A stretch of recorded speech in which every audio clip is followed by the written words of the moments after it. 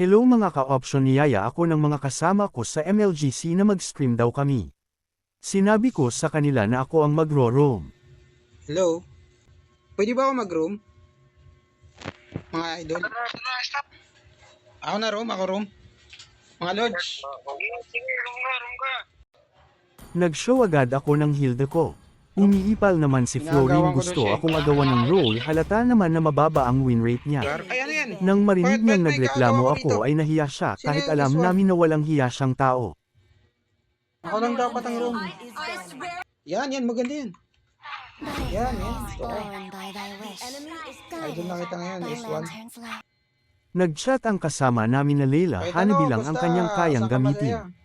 Napakahusay ng kakampi namin, binyan niya ang hero niya, tinuwanan tuloy siya ni Fredlin na top 99 sa Maynila. At nagbigay pa ng partida yung namin na walang gamit na Inspire.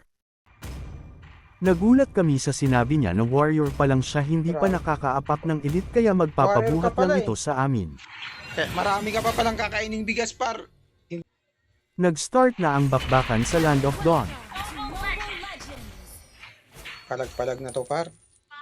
Tinanong ko agad ang mga kasama ko kung may mga bitaw ang kalaban namin. Malakas ba yung mga kalaban natin? May mga bitaw ba yan?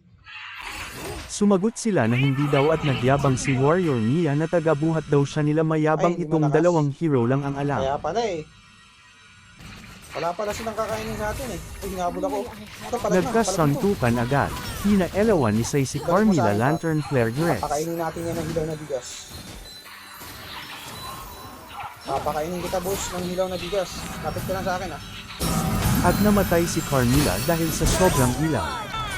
Ito ka lang sa akin, Gar. Papakainin natin yan ng hilaw na bigas.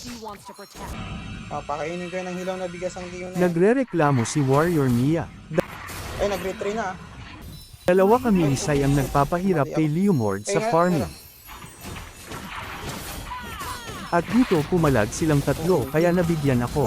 Si Sai na lang ang natira, patuloy ang patilaw nito, sabay umangat sila sa ere. Dumating naman si Guinevere na may kasamang follow-up, kaya ubos ang tatlo. At pumapalag din si Mizang na feeling main character na bigyan tuloy siya ng hinahanap niya na sakit ng katawan. Bilang bang naman ni Fredlin at Mia si James Carl, kaso hindi sila nagtagumpay. Tinuwanan ni Carmilla si Fredlin kaya pumasok ito sa tore mag-isa, kaso palpak ang plano nito kaya siya ang namatay. Hindi naman pumayag ang ating bida na walang managot sa pagkamatay ni Fredlin. Na solo kill naman ni Guinevere si Dark System Yuzong sa top lane. Pinasok ko si Leomord sa blue buff at pinaghahampas ng palakol. Dahil dalawa na sila ni Carmilla, naisip ko na tumakbo na lang, sabay hinabol ako habang nakakabayo, kaya wala na akong nagawa kundi lumaban na lang. Nadamay pa si Sai na mabait na tao.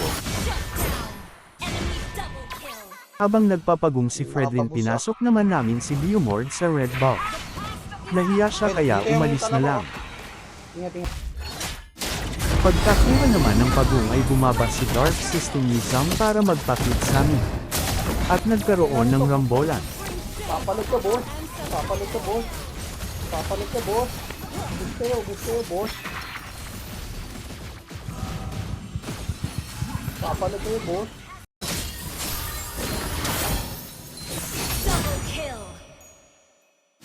Pagkatapos ay napatay namin silang apat.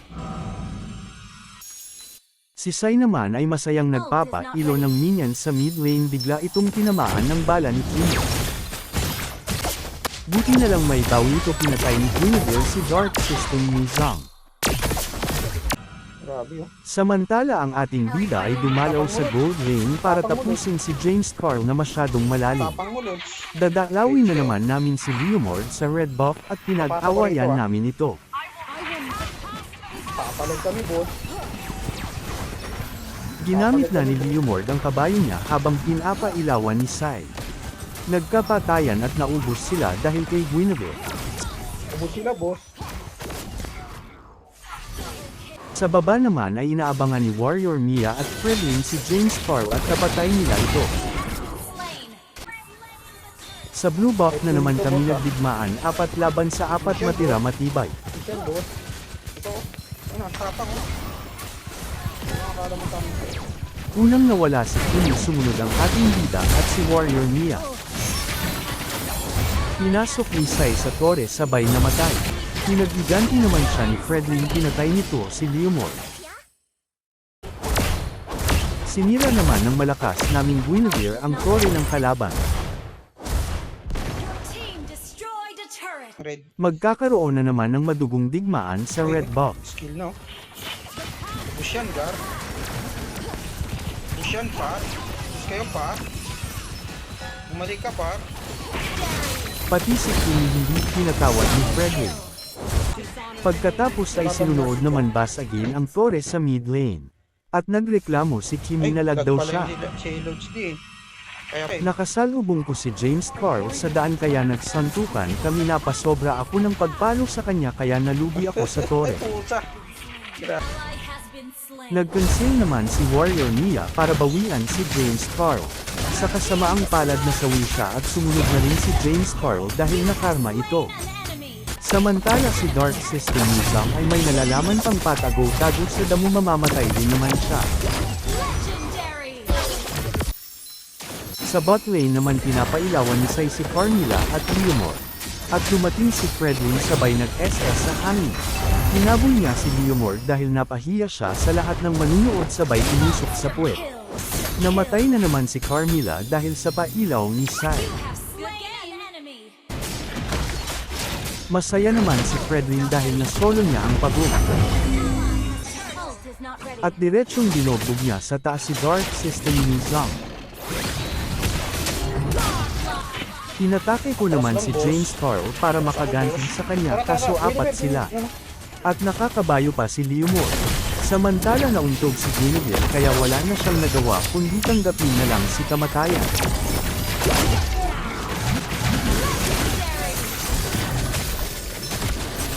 Si Fredlin na kararating lang ang tumapos ulit kay Kimi. Binasag naman ng dalawa ang torre. Si Dark System Nizam ay nagpakitang gilas sa harap ng dalawa kaya nabigyan siya. Nagrason na naman si Kimi, lag Sabi, daw siya. nahihirapan pala yung kalaban natin. Lag daw sila. Lumabas na naman ang pagiging mayabang ni Sai. Sa sobrang katapangan ni Fredlin ay pinasok niya sila at Ingat ka, nasama ka tayo dyan para. damay pa ang mabait nating bida. Si Warrior Mia naman ang naiwan at nakipagpalitan siya ng putok kay James Carl. At si Guinevere ay tinapos ang buhay ni Dark System Nizam. Dahil mala Sanford siya, hindi siya umuwi hanggang sa kabayuhin siya ni Leomord para mapauwi. Habang abala sa akin ng mga kalaban ay kinukuha naman ng kasamahan ko si Lord. Nag-SS dyan, ha? Hinabol sila ni Fredlin at nagkaroon ng digmaan, hinarap kami ni Dark System Nizam. Kaya siya ang unang naputukan habang patuloy pa rin ang laban, hinampas sila ni Fredlin at nawala sa mapa si Carmilla. Binasag namin ang huling torre sa mid lane. At pumasok si Fredlin at hinampas ng espada si Kimi. Pumasok ulit siya kaso walang naabutan. Naging Dark System si Sai, nagpakitang gilas ito, pumasok sa loob at nawala sa mapa. Si Guinevere naman kinalonan si James Carl kaso nakatakas ito. Hinahabol naman ni Leomord si Warrior Mia dahil gusto niya itong dembangin. Sa kasamaang palad na gambang siya, si Fredlin naman ay hinabol si Carmilla kahit ayaw nito sa kanya. Si Warrior Mia naman ay napatay niya si Dark System Nizam. At dahil ayaw nilang lumabas, tinapos na namin ang laro. One game lang ba yan?